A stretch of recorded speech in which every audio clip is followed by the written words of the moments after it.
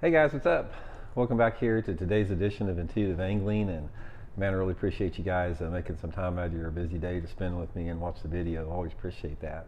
And guys, today I want to have sort of a detailed talk on fishing rods, the actions on fishing rods and the misunderstanding around it, because there is so much. It's almost like rod manufacturers make it more complicated than what they need to. It's like they talk about tapers and different type of actions, and they have recommended weights and line sizes on it, and everybody has different ways that they identify or call different type of actions on a rod.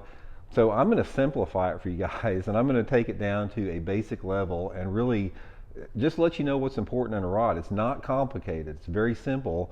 And it's almost like rod manufacturers, some of them make it more complicated than what it needs to be. So we're going to get into that in today's video, because I think this is going to be some good information if you guys are looking to purchase your next fishing rod.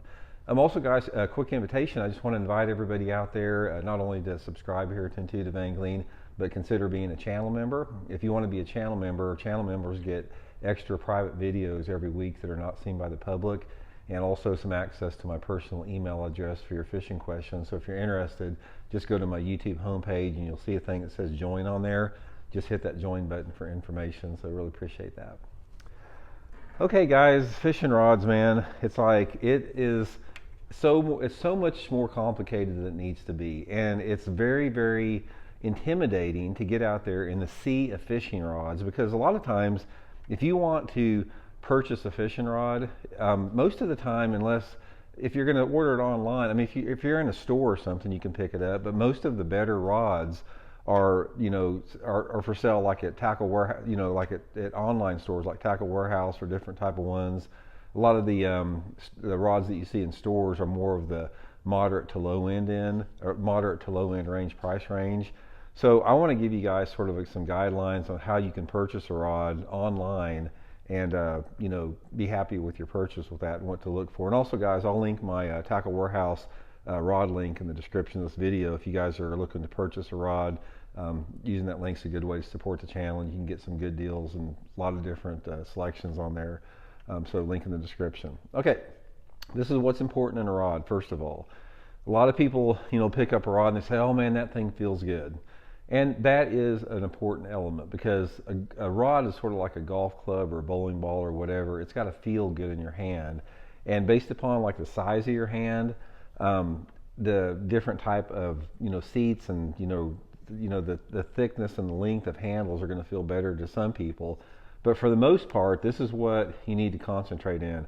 I like to have a rod handle and a seat and everything that's anywhere between, say, 8 to 12 inches in length behind the trigger there.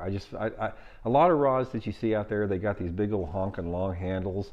I don't like that, because when you're holding it like that, a lot of times if you're trying to put action, it hits you in the forearm if it's too long. So try to stay in that length of 8 to 12 inches. I prefer like 8 to 10 inches in that zone there. The next thing with it is pay close attention to the components of the reel seat itself. It should be smooth and locked down tight. The quality of the component, as far as right around where they tighten the rod right here, is really important, because these things will separate and strip out sometimes on a cheaper rod. But this is just a real good feel part for it. Now, the next thing with it is the guides on your rod. You need a rod that has like a minimum, like an absolute minimum of 8 guides on there. Anywhere between like 8 to 11 guides on a rod is perfect, because the more guides is going to give you better feel. And also the construction and the quality of the guides are really important too, as far as using a high grade like either titanium or something, because one of the reasons that certain rods are more expensive than others and are lighter and feel better is the quality of construction on the guides. The lighter the guides are, for the most part, the more expensive they are with the materials on it. But the main part, the most important part of this whole thing, is the action of the rod. Now, a lot of people, they got different type of ways that they identify, or what they call different type of actions, and how it tapers and flexes and the parabolic bend and all that. But you really have two things that are really important. Number one is the stiffness of the rod close to the butt and the reel seat.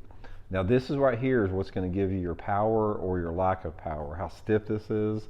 So a lot of the, you know, identifications you see, like, you know, medium action, medium heavy, you know, heavy action, it's a combination of how stiff it is on this section and the tip too. So most of the time, even if I am fishing a technique like a crankbait or whatever, I want a fairly stiff, you know, lower third of the rod. I want it where it doesn't bend very easy like that, because this is really important, because it allows you to put more pressure on the fish. It allows you to set the hook as hard as you want to and actually have some benefit and actually move the fish.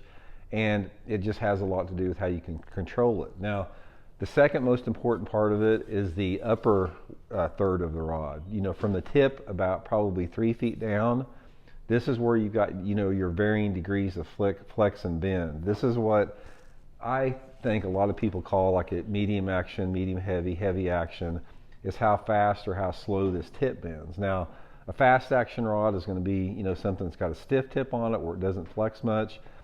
A more of a slow action is going to be a lot more parabolic bend on it like that.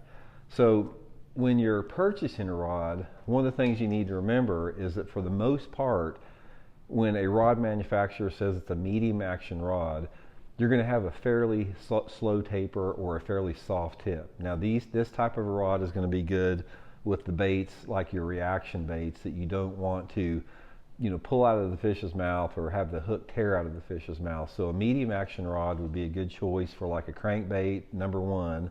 You know, a jerk bait is a good medium action, you know, rod. Maybe like smaller spinner baits and a chatterbait. I do like to fish a chatterbait on a medium action rod. So those baits that you're fishing with a reaction strike, the fish is actually biting the lure when that lure is moving. And also if you have a little bit smaller diameter hook. So moving baits and your baits that have smaller diameter hooks are going to be for the medium action rod. Now the medium fast, every manufacturer has a different, you know, way that they call that, but it's usually labeled medium fast, and heavy action, or some variation of that. If you have a medium fast rod, you're going to have a little bit stiffer tip on it. You know, you're not going to have near the bend, near the flex with it. Gives you a little bit more power. So a medium fast rod would be a good choice for something like casting a Texas rig worm, casting a Cinco, casting, you know, some type of a smaller jig, maybe fishing some type of a little bit larger crankbait, like a big deep diving crankbait, or, you know, some type of a lure category that's a little bit heavier, maybe like a big Zara Super Spook or something like that. Lures that weigh, you know, over half of an ounce are, in my opinion, the best choices for the medium heavies.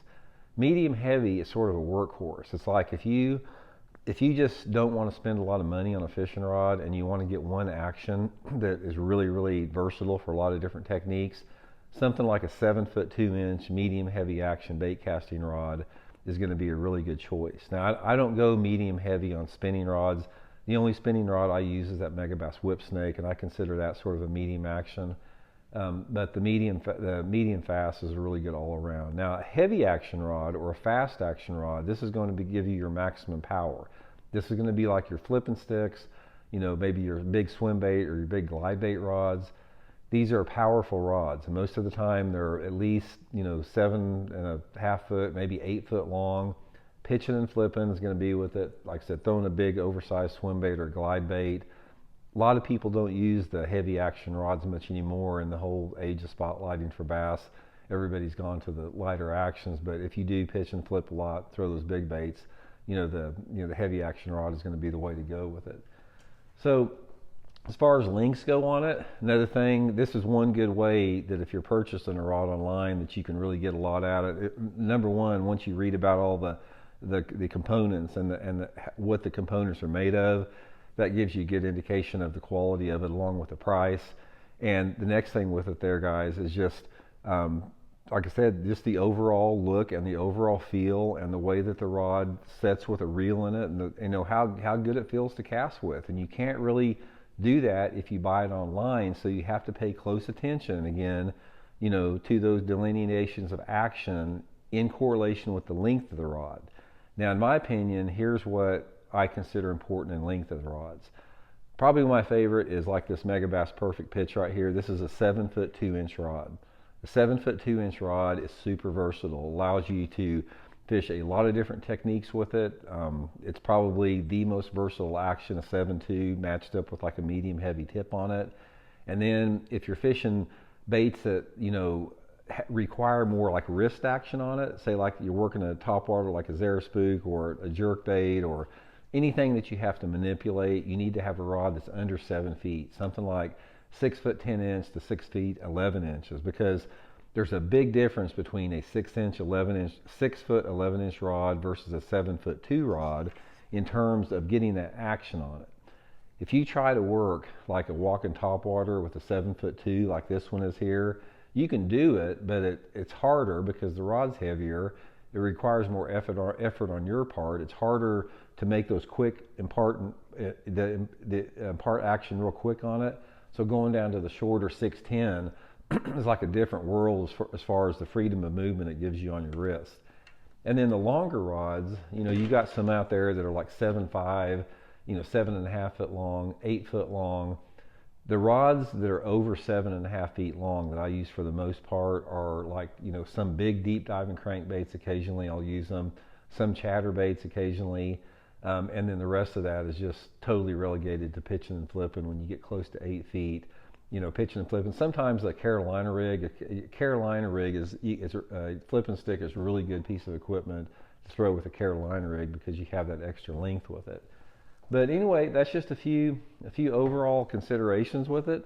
Like I said, it's sort of a difficult and intimidating buying process if you're looking at it. If you can't, put them in your own hands and try it. But by looking at the description in the rods, every rod manufacturer will have a description of that specific rod.